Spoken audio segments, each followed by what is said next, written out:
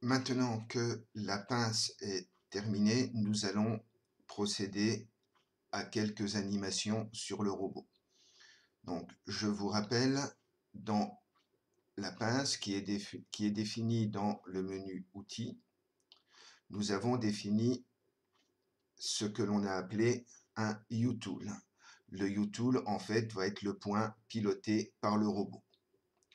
Donc, si nous cliquons sur l'extrémité de la pince, nous voyons un système d'axes apparaître. Donc avec l'axe Z qui est dans le prolongement de la pince, l'axe X vers le haut et l'axe Y vers le fond, donc qui forment un trièdre direct.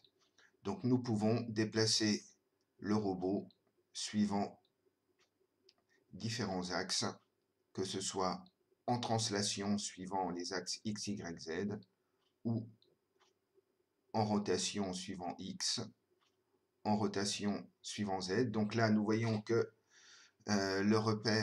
l'origine du repère est passée en rouge, c'est-à-dire que nous avons atteint une des limites du robot. Voilà, là nous nous déplaçons à nouveau, l'origine du repère est repassée en vert.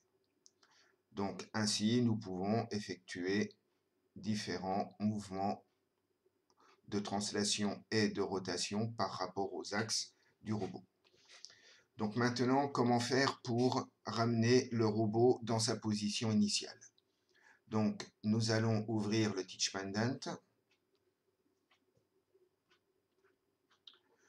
faire un reset au préalable et nous allons cliquer ici sur le bouton Position.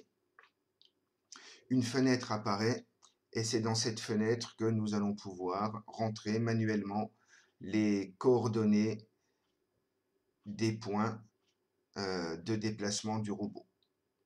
Donc soit nous nous déplaçons suivant le mode Joint, c'est-à-dire suivant les axes J1 à J6 du robot, soit dans le repère World XYZ, donc qui est la base du robot, soit dans un repère utilisateur que nous allons définir dans un prochain tutoriel.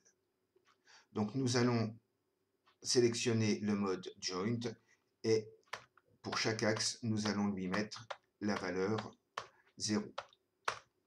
Et enfin, nous cliquons sur le bouton Move To pour effectuer le déplacement.